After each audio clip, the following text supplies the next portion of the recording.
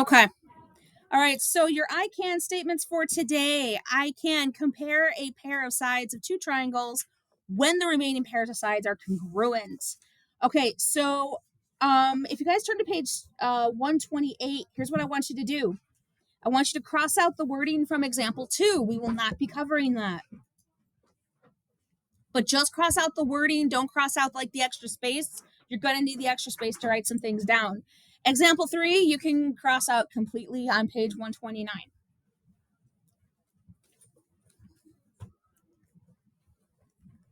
All right, so let's take a look at example 1. All right, so investigate side lengths and triangles. As a rider pedals a unicycle, how do the measures of angle A and the length B change? What does this suggest about the change in the triangle? All right, so what we have here is we have some common distances with all of these triangles. The first common distance is that we have the seat position to angle A. That, providing it will let me write, will not change for any of these triangles. Okay?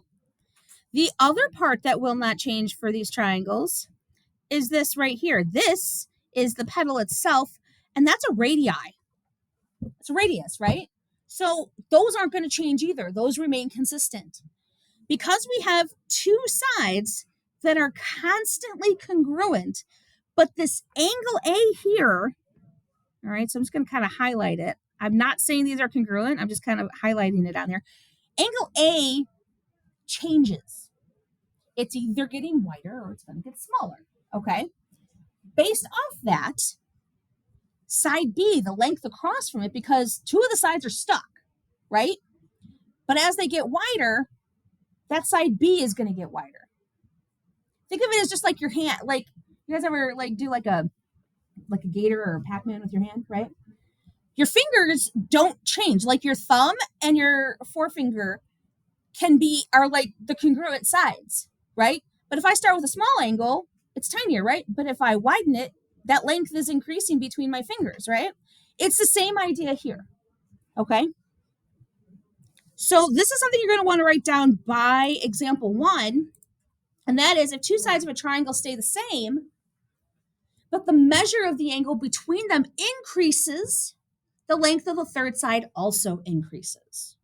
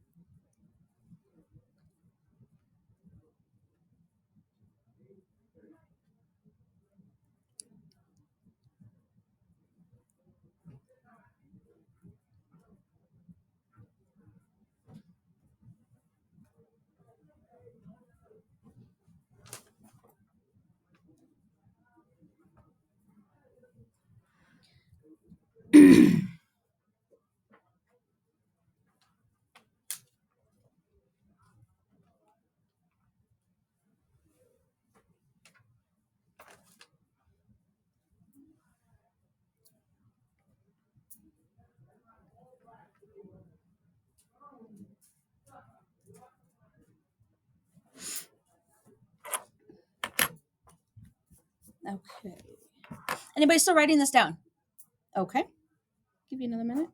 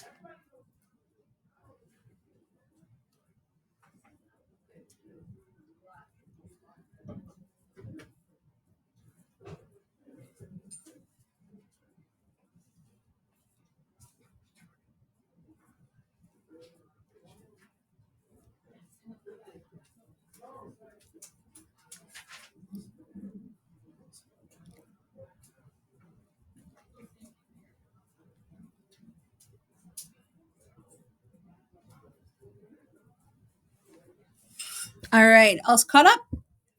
All right, so take a look at example 1 in the triad on page 128. Compare the measures of the labeled angles and side lengths for the triangles. All right, so in this case, I know it looks a little different in your book. They kind of have, I think if I recall correctly, this should also be a K and this should also be a K, yes? And then this should be a J and this should be a J. Yes? Okay. So what I want you guys to do is I want you to compare these and kind of put in your own words, and then I'll give you my words for it, okay? So take a minute and just give it a shot.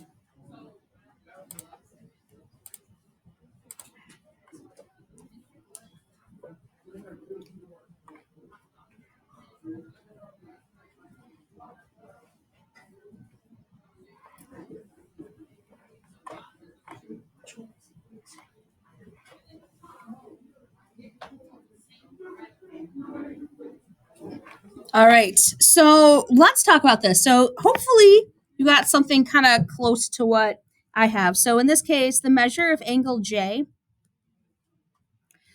and the length of K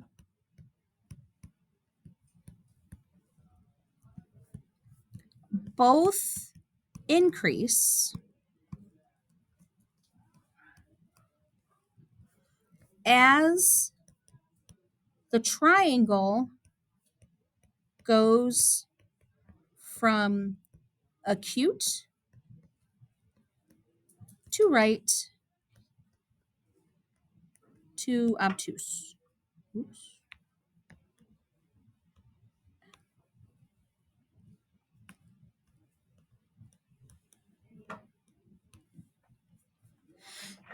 Okay. So how do we do? Like something similar, I hope? Okay. All right. So now what I want you to do is example 2, kind of use part of the blue maybe, or just cut it in half. Use that space to write down the following theorems. Okay, so we got 2 new ones today. Is anybody still copying this down? You are? Okay. You're still copying? Okay. Oh, you're good? Okay, so the hinge theorem. If 2 sides of one triangle are congruent to 2 sides of another triangle, and the included angles are not congruent, then the longer third side is opposite the larger included angle.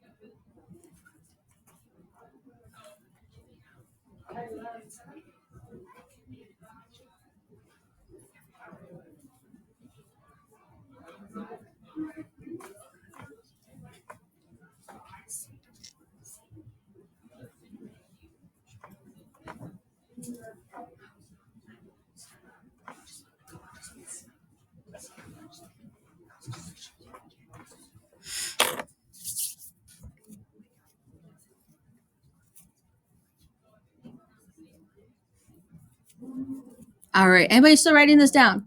Okay. Give you another minute.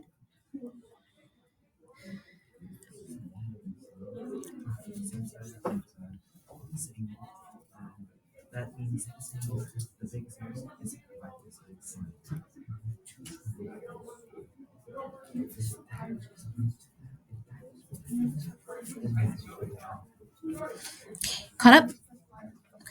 All right. So here is your next one. Converse of the hinge theorem.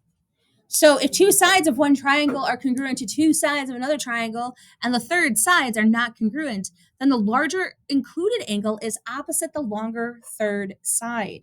So what this is saying is that, okay, if we're kind of focusing in on this angle D and this angle T, again, I'm not stating that they're congruent, I'm just kind of highlighting them. We know that because, like, they're saying EF is bigger than UV, so this is the larger side.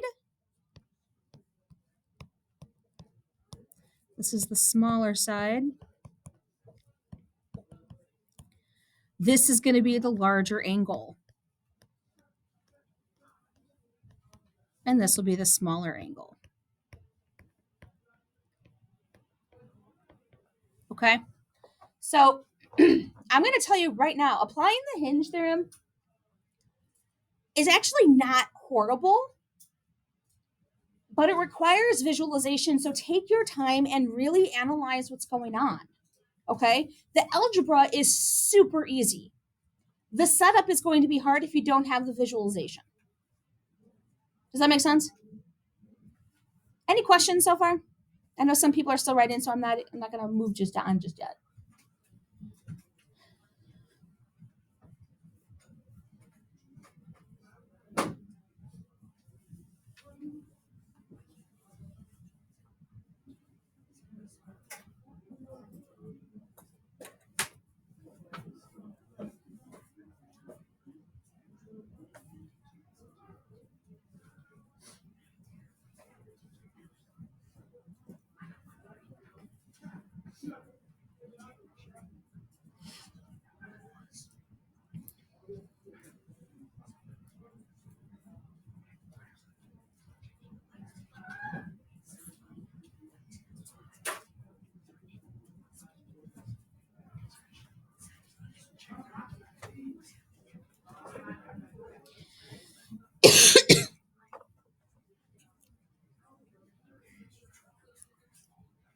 Okay, show of hands, who's still writing?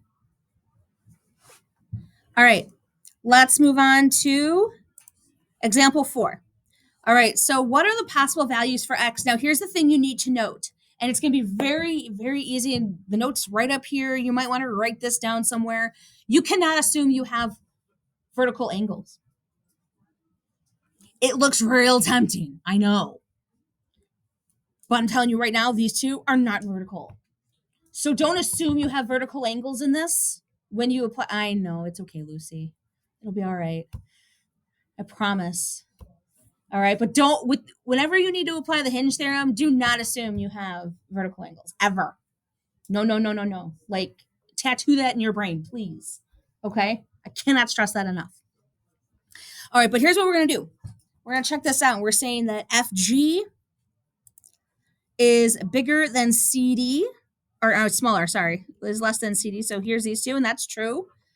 We also have that CD is less than AB, okay?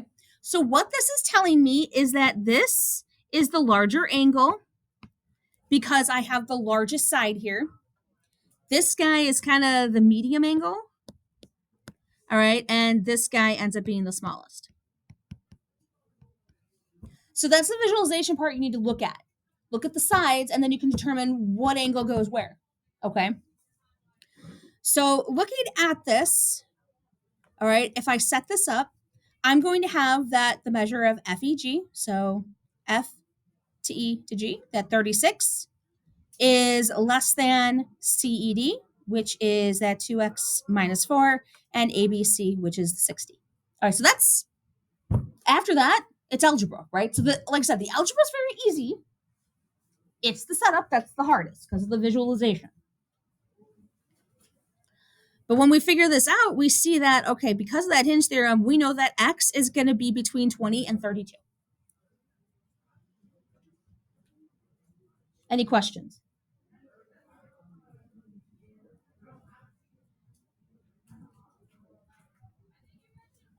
Okay.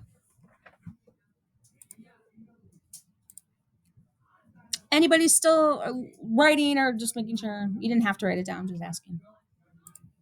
Okay. All right, so I'm going to go through these two examples with you guys. All right, so it says, what are the possible values of x for each diagram? So again, I'm going to look at this 10 and this 12. So because of this, I know that this 54 is going to be the larger angle, okay? So that means that since this is the smaller one, I'm going to set this up as 4x minus 18 is less than 54. Now, it's real tempting to just go from here, but remember, we're trying to find restrictions, right? Because this is less than, this includes additional numbers for x that can go all the way to what? What do you guys think? An angle measure can't go beyond what number? I heard it. Someone said it. 0. So I got to set it up with that 0 incorporated with it, okay? Because those restrictions keep getting smaller. Does that make sense? Okay, from here, we just solve. We're going to add 18. So this will be 18 is less than 4x is less than 72. And we're divide everything by 4. So I'm going to get 4.5 is less than x, less than, 18. There we go.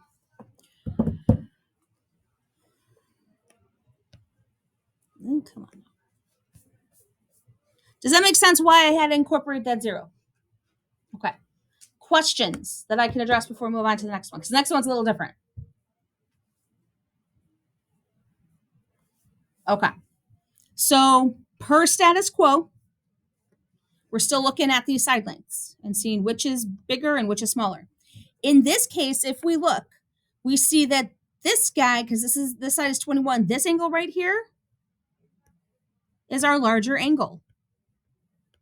Okay? So this is going to be set up as 3x plus 5 is greater than 32.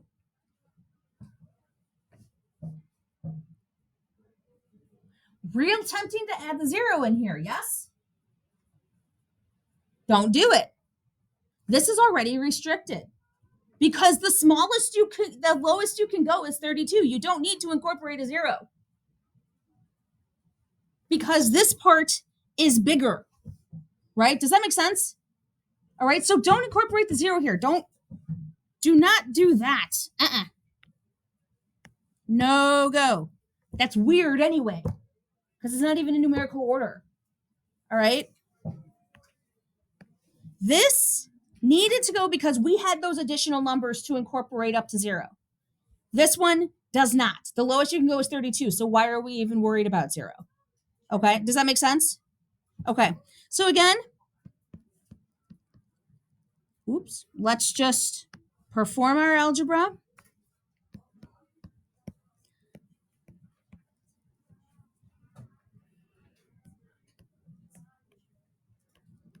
So we're just going to get x is greater than 9. That's it. Yes.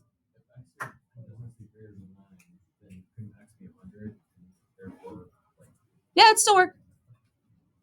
It's all positive, so it works, right? Yeah, but you're gonna see that angles can do that later on. You're not gonna. That's an algebra 2 thing. So you're gonna see this hinge theorem again in algebra 2. It's going to go into more detail. Does that make sense? I mean, technically, here's the thing about angles, guys. Yes, we restrict you to like 360, but you can go past 360 with angles. They can just keep going and going and going. I mean, you're going to be dealing with angles in algebra 2 and pre-calc that are like thousands of degrees. So right now, just take the idea of, hey, this is the hinge theorem. Hey, this is what happens, but you'll see it a little in more context in algebra 2. Does that make sense? Yeah. Kind of got to crawl before you can walk, kind of thing. Okay. Any other questions? All right. All right, what I'd like you guys to do is I want you to, all right, this is again just a recap. You already have this in your notes. I want you guys to do 5, 6, and 7. Give those a shot real quick. Yeah, sure.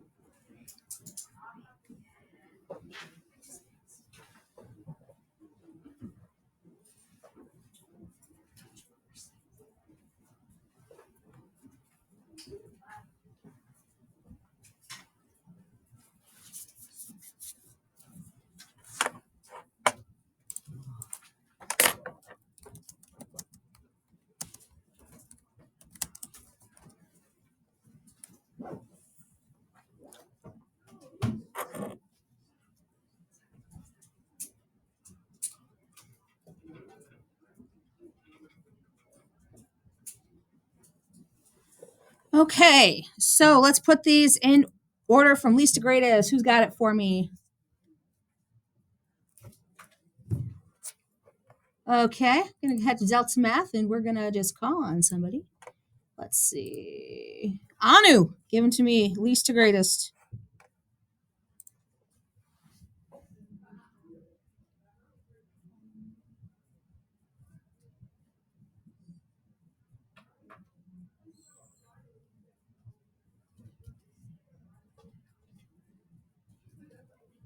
You want to phone a friend? Yeah. Who would like to help her out? Go ahead. Very good.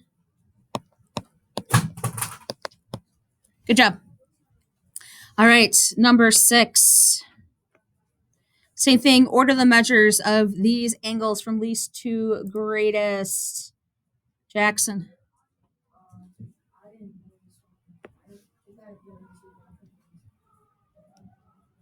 Okay. Phone a friend.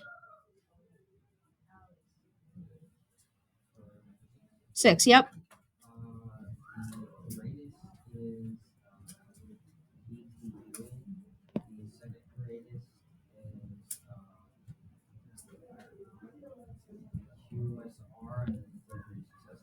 Very good. So this is the least, second least, greatest. Okay. All right. Number 7. McKenna, which kayak is it? Which one did you say? B? Close. Actually, it's A. Let's evaluate why. Okay. So in case you didn't see it, again, this is why we're going over it. These are linear pairs, and you needed to look at these inside angles. So 50 minus 180 minus 50 leaves us with 130. And then 180 minus 45 leaves us with 135. So since this is the bigger angle, this is further away from the dock. Okay, so it's actually kayaking. Questions?